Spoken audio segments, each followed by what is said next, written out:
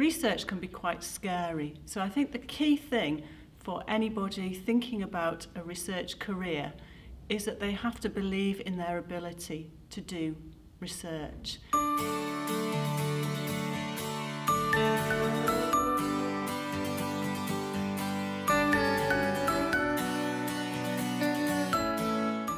I've followed quite a traditional career path. I started off doing an undergraduate degree in pharmacology. Not really sure why I got into that, why I chose that initially. I liked human biology. I wanted to do something that could potentially make a difference. During that, there was quite a substantial research project in the final year, and I discovered actually I really like doing research. That led me on to a PhD. So I followed a research career first as a postdoc, and then I was lucky enough to obtain my own fellowship before I moved to Manchester as a lecturer, subsequently senior lecturer. I came to a kind of crossroads where I thought I needed to make a decision about which way my career was going. An opportunity arose at Edge Hill University for an associate dean in research and innovation, and I applied for the job and amazingly was successful, and I've been there for almost 3 years. So my career now is still very much involved in research, but it's not my personal research anymore. My role is really about helping develop and support others in the faculty to develop their own research.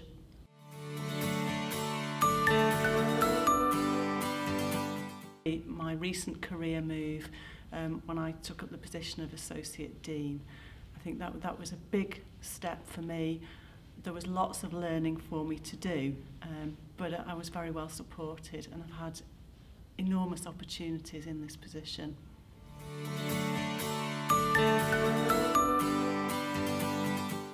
I think doing research is full of highs and lows. The highs are very much when you get a research grant or a research paper accepted. The lows are very much when they're rejected.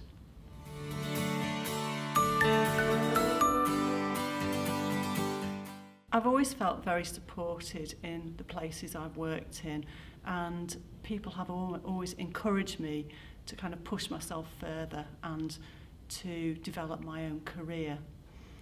For example, when I was a postdoc, I was encouraged to apply for a personal fellowship, and I think that was what secured me the lectureship in Manchester.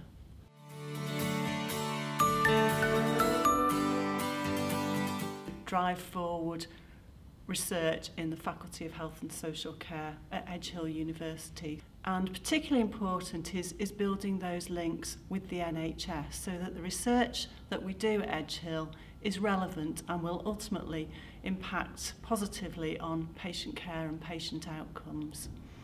Key to that is encouraging more healthcare professionals to become involved in research and to span that gap between academia and practice.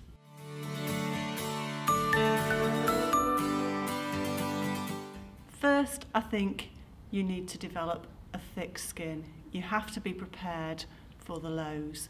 There are lots of highs, but there are lots of challenging situations when you don't get your research grant, when you don't get your paper accepted. But ultimately, there will be successes, and the key thing is to just keep carrying on.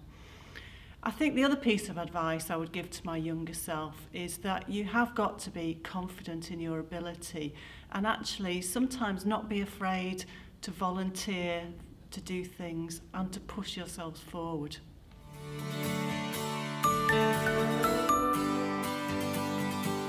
It's important to find yourself a good mentor, somebody who can help support you and direct you, and somebody who can really act as a sounding board when things perhaps are not going as you would like them to go.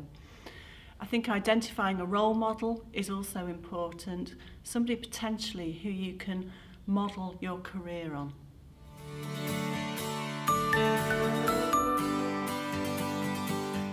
Within my role, supporting women to develop their research is a key priority, and we've done this in a number of different ways. Introduction of mentors has been very successful. Coupled with that are opportunities for people to informally talk about their research and get feedback on their research ideas. I think the key thing is giving women the opportunity to develop their confidence in research. I chair the Athena Swan Committee of the university. Athena Swan was originally established to increase awareness for any potential barriers for women progressing in STEM subjects. Now it's been widened out to more broadly represent gender equality. And I think that's had a very positive impact on the university and indeed on all universities, and it really has made people think.